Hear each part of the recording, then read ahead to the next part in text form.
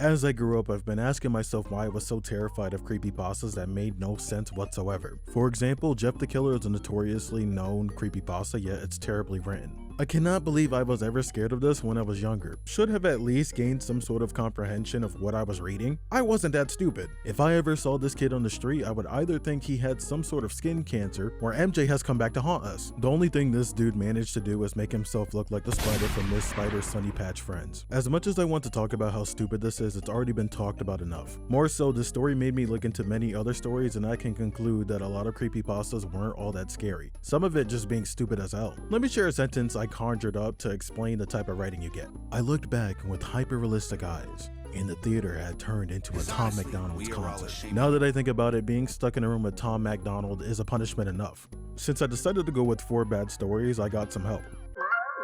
Here with me today is King Bidoof. We're going to be sharing some really bad creepypastas we found and completely avoid discussing any of the popular ones because I'm sure all of you are tired of hearing stories about Sonic EXE, Dead Bart, and Squidward's suicide. Let's talk about it. I want you to picture Slenderman with the Infinity Gauntlet. Now, every stone on that gauntlet represents every form of sexual violence and crime. Here, why don't we read the description?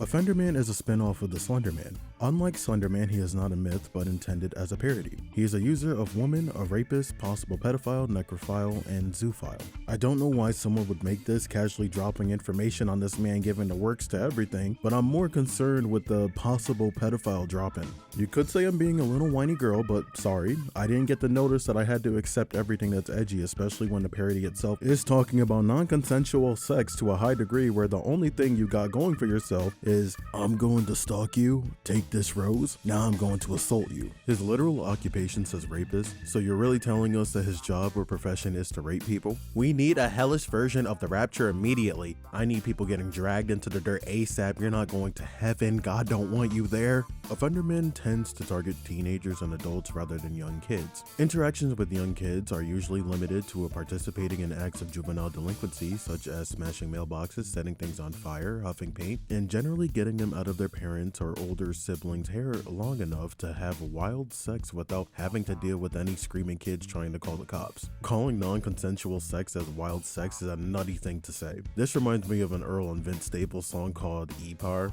which is rape backwards. Generally, encounters with Offenderman play out like this. The victim will be alone, where they will meet a tall man hidden in the shadows, enough for them not to be able to initially make out his features. The man will offer them a rose. If the rose is accepted, regardless if they understood its meaning, they will be whisked away and molested by Offenderman, then wake up someplace else without any memory of the event.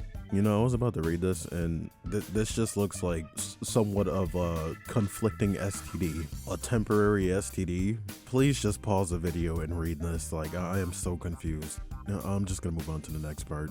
If they do not accept the rose, he will stalk and harass them for a short while, doing everything from downloading a bunch of porn onto their computer and stacking living room furniture when they're not looking to leaving dead animals in their bathtub and appearing for split seconds in the corner of their eye. Eventually, he'll trick the victim into following a trail of rose petals to wherever he is, and well, you can guess the rest. What I'm getting at is this is a creepypasta with the intention of mocking SA victims, or is at least a bastardization of Slenderman that was written into him being a rapist because it's funny. It's not remotely scary, it's just fucked up. Writing problematic characters is fine because they are fictional and people are allowed to write them. However, Offenderman was written for the sake of shock value and to fetishize it. Are you telling me that he commits these atrocities because he got turned into a slender being by Slenderman? Trying to put these pieces together because all I'm seeing is, I'm a monster, I'm sad, I'm going to rape every single person that I come across because I'm sad. You know what? For making me sad, this is the first and final entry I'm doing. Goodbye, everybody. I'll remember you all in therapy. This is Ash's Coma, a creepypasta that expands upon the original theory into something more deep and thought-provoking. But instead, it makes the author look completely insane. In the first few paragraphs, it's relatively fine, exploring the possible answers as to some of the other theories for the show, like why Ash stays the same age, or why is Nurse Joy or Officer Jenny everywhere. Then it goes off the rails with this one. Ash's traveling partners are aspects of himself he can enjoy but not associate with himself. Brock is Ash's repressed sexuality. Ash fell into the coma a virgin and as such needed an outlet for his growing sexual frustrations. However, since he can never experience sex, Brock must never succeed. Brock stays with Professor Ivory as an attempt by Ash's mind to suppress his sexuality. What?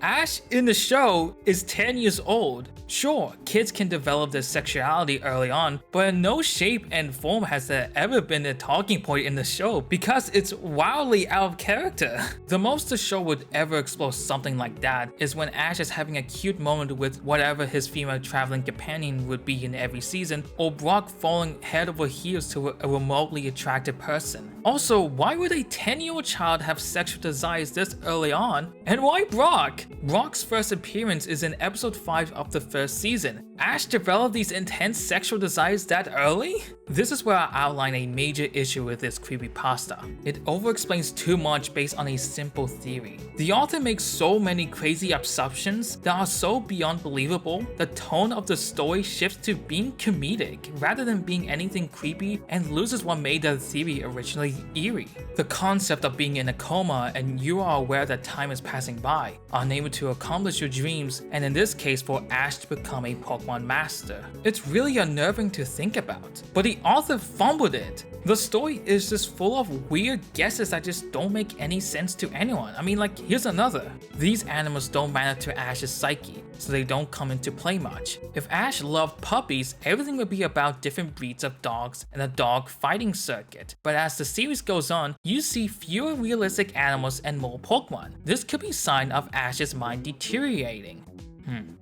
Okay. Or maybe because they're in a Pokemon world filled with Pokemon. Coming to the end of the story, the twist comes in after the assumptions are finished, and it turns out Ash is actually waking up from his coma. This could be interesting. How will Ash react when all of the adventures he had were all just a dream? What will his road to recovery look like from what I imagine to be a traumatic experience? Trying to find some type of normalization as life continued on without him. This could have brought back the eerie tone the story really needed, and would at least justify the reader from reading all the theories till the end. But instead, the author decided to timeskip that entire part. The one thing that could have been a really effective section in this creepypasta. Instead, it's replaced with this. Ash pushes forward towards his recovery. He goes through physical therapy, training harder and harder with rehabilitative Pokemon until he can walk on his own again. This time, an older and wiser Ash sets out on a journey. Just like last time, he's late game to Professor Oak's laboratory. When there's only one Pokemon left, he suddenly recalls all his memories of his life and realizes all his friends are gone forever.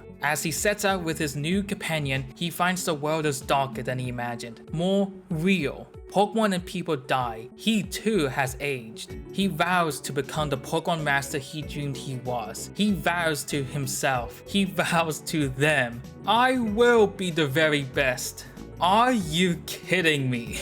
Not only is this far from being scary, but with how absurd the assumptions hinting from his dreams are, skipping quite possibly the more interesting part of the story and ending it with this awkward dialogue line that comes out as very corny. I have no idea if this creepypasta is written as a joke, but wow, you really fooled me into reading the whole thing twice! As it stands, it's not a great creepypasta, and to me is a prime example of what happens when you overexpand a theory like Ash's coma.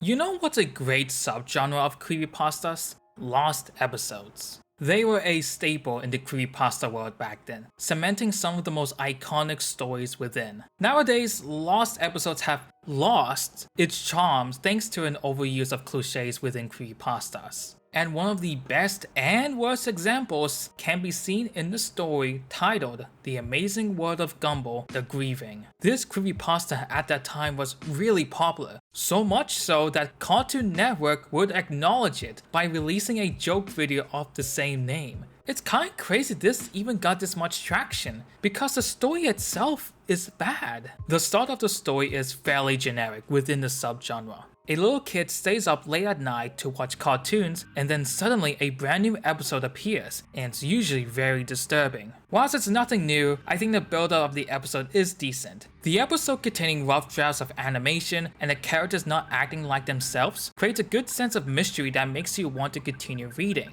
And I wish I didn't continue reading, however, when this part of the story to describe the bodies of Darwin and Anais shows up. This particular scene wasn't like anything I had ever seen on the show before. Every little detail on Darwin's face was clearly illustrated. He looked a little like a zombie. His face was very pale and his eyes had been gouged out by someone. Anais fared no better. Or what was left of her anyway. She was naked and her stomach had been slit open. Her intestines were strewn around the trees and bushes in the woods, done once again in a very morbid and realistic style. Now here's the thing, and properly portrayed without being on the nose about it. And this story did none of that. The over-excessive violence to Darwin and Anais is to me unnecessary and just gross. Especially for Anais. I don't think there was just any need for that type of description. It doesn't serve any message or any interesting artistic meaning besides showing how sick and twisted the killer is, which I'll come back to him later. Even if you were to write something like this, you could at least write it, I don't know, a bit better? The description, of course, is quite violent, but it's very confusing as to what am I supposed to imagine. The line, every little detail on Darwin's face was clearly illustrated. He looked a little like a zombie. His eyes had been gouged out by someone. Okay, am I supposed to think Darwin is drawn in a realistic way, even though he's a fish? And then the line for Anais is, she was naked and her stomach had been slit open. Her intestines were sewn around trees, done once again in a very morbid and realistic style. Now can anyone tell me what am I supposed to imagine for this description? A dead pink rabbit or a dead child? I won't go even more in depth with the writing as this section's pretty long already, but to further explain more about the story, it should have ended way sooner. Later on, when the protagonist, Sarah, witnesses Gumball committing suicide and the episode cuts to black, that's where it should have ended. Most lost episode creepypastas end like that. But no, it just keeps going. Then the killer comes on screen with Sarah's little brother, shoots him in the face, and then the screen turns off. What? Then there's this whole generic police report thing where nobody believes her even though she saw it. Is this the final ending? No, because what it does next is what will kill any creepypasta if you fuck it up. So, near the end of the story, Sarah decides to contact the creator of Gumball, Ben Bouclair, and she receives a reply. To summarize, the whole reply is about Ben profusely apologizing about the episode, as it was never meant to be seen to the public. Then explain the reason he made the episode in the first place. He made it to make fun of a worker who he and others hated and had recently lost their daughter from a serial killer, and they wanted to depict his misery. Do you not see what's wrong with that statement? He then goes on to explain how he didn't add any of the gruesome violence, he only drafted the crying scenes, implying that the serial killer added those extra scenes.